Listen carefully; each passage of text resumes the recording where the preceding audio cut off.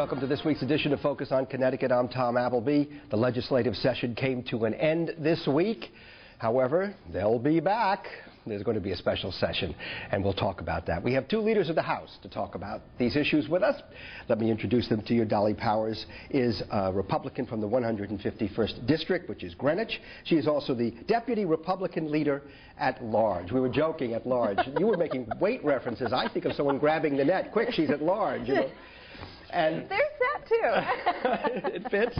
State Representative Jim Abbott is the Speaker of the House. He's a Democrat from the 118th District, and that's Milford. Good to have you both with us. Nice to And I want to drag this out as much as I can because they are both retiring from the legislature. So we're going to make this two programs. We've got enough to talk about, that's for sure. So happy. And then if I'm really lucky, I'm going to ask you back sometime this summer, and we can talk individually about what you really think about the legislature. Not what you're going to tell us So today. there's no repercussions. Not with a special session coming. I don't expect it all to come out.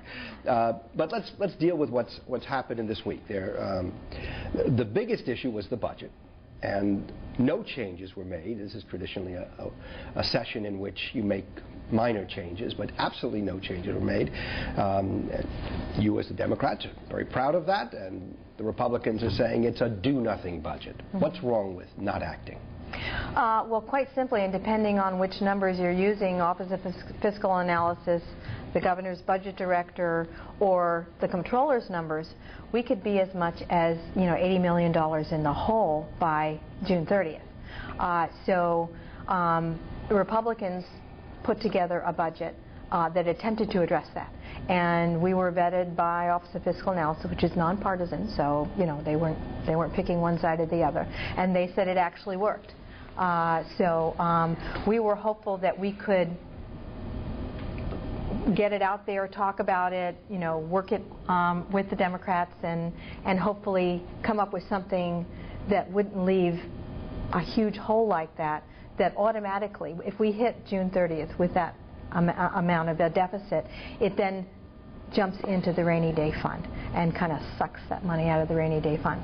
And Jim and I have been through a situation where we did go in the rainy day fund, and people said, well, it's huge, we can just go in, and it was like 4 or 5 months it was gone. Just gone. So that was part of our reluctance to even get to the rainy day fund point, because a number of us remember how fast that disappeared. And you're smiling because you think you did the right thing. Of course we did the right thing. The same thing they say they're calling a do-nothing budget is the same budget they supported last year that was called historic, not only by me but by the other side of the aisle. We have 6 leaders in the room, including the governor. At the end of the day, Republicans were involved in negotiations, and the negotiations basically that we supported the governor's position. In all due respect to the minority party, with the majority party, we supported the governor that said, let's stick what we already have. That's why it's a biannual budget. You don't really have to change it. That's why we do it now, that way in 2 years. We believe that it's a darn good budget. It's a 4% increase over the year before. It's $838 million more of new programs and spending. Again, we called that historic not too long ago. And let's talk about what Dolly is saying about what may happen in the future, and it's our concern too. The governor has 3 to 5% for rescissions and for cutting. She has that authority and power that the legislature gave her. She's very comfortable in making those tough decisions. That's a lot of money in this $18 billion budget if you do the math. Also, on top of that, on July 1st, any debt that we do have will trigger our rainy day fund. She is correct. $1.4 billion, though, very robust. She is correct. If we have to continue those downturns, that we could be in trouble by 2009. But the legislature can come back at any time if there's emergency to call ourselves in, or the governor calls in to handle that. But the bottom line is the governor felt extremely comfortable. We backed the governor on these cuts if she has to make them because of the economy. And I believe, and we all believe Friday, that's the deal that the majority Democrats cut with the governor. I understand the minority party wasn't happy. That's their prerogative. But that's the budget we have right now. I need to take a break to fill our coffers, but when we come back, it isn't just the Republicans who weren't happy. There are a number of other people in the state. Let's talk about who is affected by the budget that doesn't change. I won't use the back in just a moment. Stay with us. I We're back. three major groups say they feel the effects, or will feel the effects of this budget the most, and that would be the nursing homes that had expected more money, nonprofits had expected, and municipalities, cities and towns, and we're seeing it in southwestern Connecticut already. Take Bridgeport, for example, where the mayor is saying we're going to have to close libraries, we're going to have to remove the health staff from the schools, and the program for early reading, $20 million that was expected for that. Now, some of that may come back from the governor, but right now that's not even on the table anymore. It's gone. What do you say to them? Well, as we were saying during the break, actually the budget that we have now is going to change. The governor is going to have to start doing those rescissions. She's already done the hiring freeze. She's already done the travel freeze, all those kinds of things. And she's talking about people parking their state cars and not using them and that kind of stuff. Those are all little tiny things. She is going to have to start looking at rescissions so that those groups very, very much have a gripe. They absolutely do. I don't think the Bridgeport thing is totally what we've done, though. Part of that is their own financial problems. We did not help, however. And they are very right. Those dollars are not in this current budget, which is going to be cut further. And I don't see a lot of money lying around. I know the governor is struggling very hard to get that $10 million that we passed in the repeat offender bill, because that goes to the core of what it was that we were trying to accomplish. There was a point where she was saying, I may not sign this bill because we wouldn't have the 10. Right, and we all went, wait a minute. Wait a minute. So I know that she is struggling hard to find that. So those folks, I think, are kind of behind that bill on that $10 million, and then also behind the rescission she's got to make.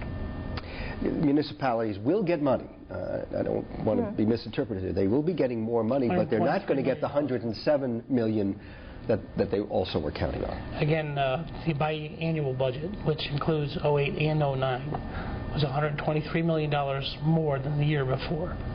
They called it historic 9 months ago. Do we get amnesia? All of a sudden it's not historic? In all due respect to some of my mayors from New Haven, Bridgeport, and Hartford especially, the last 4 years as Speaker of the House, each one of those municipalities, between Town Road 8, ECS money, other funding, plus school construction, every one were over $1 billion. Remember Alice Cooper? They're billion-dollar babies. $1 billion, and it's not enough. In all due respect, they have a job to do too. This economy is not good right now. We did everything in our power up to about 2 weeks ago, when we still had $15 million of surplus of trying to take care of some of these needs. But unfortunately, that's the cards we've been dealt this year. We are $80 million in the hole, and we need to do everything in our power to tighten our belts. We did not raise taxes this year, which is a great thing. 2 years in a row. We should be proud of that.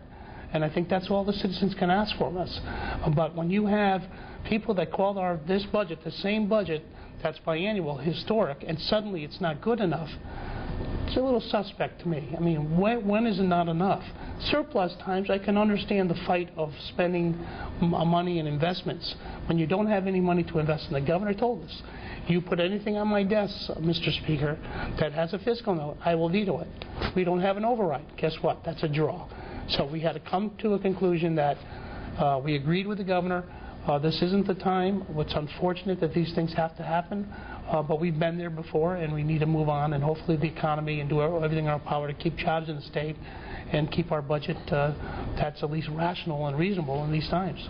At the end, to back up the Speaker, we every year we say, do not plan your city or town budget with an automatic increase of money from the state.